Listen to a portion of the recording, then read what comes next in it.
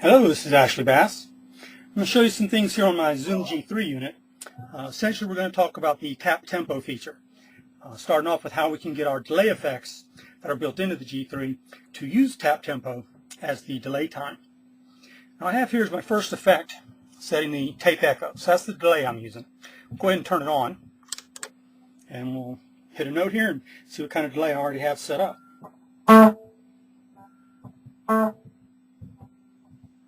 Alright, so we got a pretty long one. Let's go into our settings and take a look and see exactly how long I have it. As you can see in my time, I've got it maxed. We're at 2000. Basically 2000 milliseconds or 2 seconds. But I want to get the Tap Tempo to work. I don't know if you played around with your Tap Tempo yet or not, but first off, I'm trying to learn it. I just hit the button a couple times. Red light flashes a little bit, but I still don't have Tap Tempo working for my delay. Now it turns out that if you turn the time beyond or past what appears to be its limit, we're going to get tap delay to work.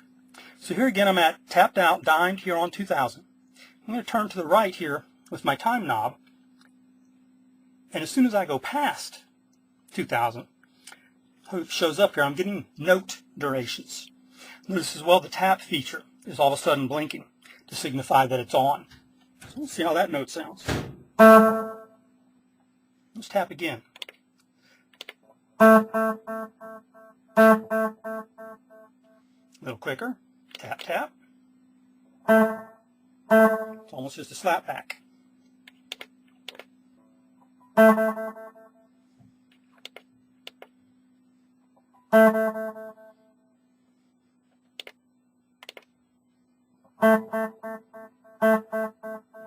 And so that's basically how it works. I can pick different note durations here. And depending on what note duration I have, the tempo set will respond with my time. And that's it. To get any of the delays to accept the Tap Tempo as your delay time, just go into the time control of each delay and go past what appears to be its end number. And again, you'll end up with note durations. To change tempo, you press the tap button. And the times between your presses, those turn into the unit's tempo.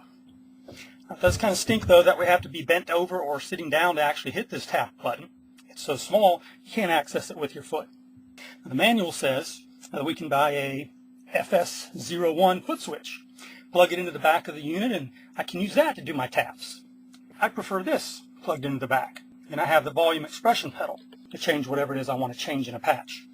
So I can't use their foot switch, but I want a foot switch. So I put this one together for us. I essentially have taken the tap function and the rhythm function, which we'll see in a moment, and I've copied that functionality down into this little expression box. On the left here, I have Tap Tempo. I'll go ahead and give it a shot just to make sure it works. I have a nice long delay between. Tap it again a little quicker.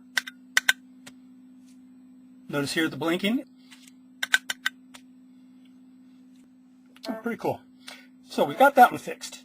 Now let's take a look at another function that the G3 has, the rhythm feature. With this little button, I'm going to go ahead and turn it on. We get a set of drums to our playing, and we use the Tap Tempo to adjust the tempo.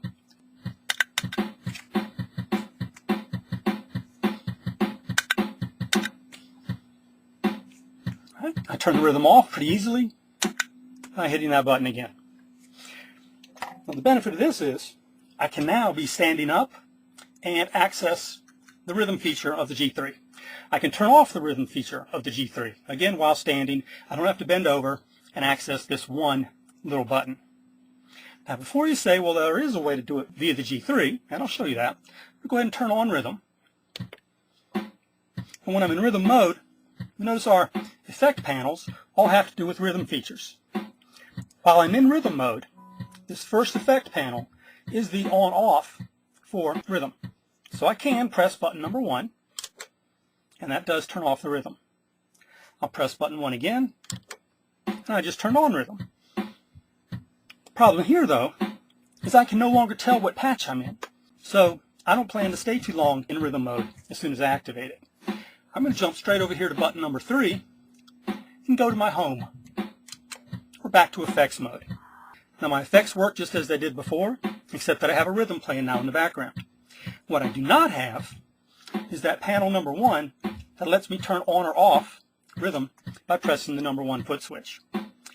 What I would have to do to turn rhythm off now, if I didn't have this nifty little box, I would have to bend over or lean over if I'm sitting down and press this little rhythm button. That turns rhythm off for me. Now let's see how we're going to do it with the box by itself. I'll press rhythm. I've just turned it on. I'll go straight into rhythm mode and then straight to button number 3 to get me back into effects mode. Now I can play around, change whatever effects I want, switch patches however I want. Whenever I want to turn rhythm off, I'll just use the button on the external switch. That's it.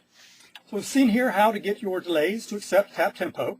Again, you just turn the time beyond the number time and you'll enter note durations. Also shown you, or at least shown you an example of, this little expression box I made that pulls the tap tempo feature out of the G3 and puts it at my feet. Also putting at my feet the rhythm on-off button. Now if you're interested in that little box I made, take a look at my website, ashbass.com, and from there you'll go to Guitar, then to Zoom G3, and there you'll see what I call the Tap Rhythm Mod. There you'll go to a page with a pretty detailed photo diary of all the steps I took to modify the G3 itself and then to create the little box.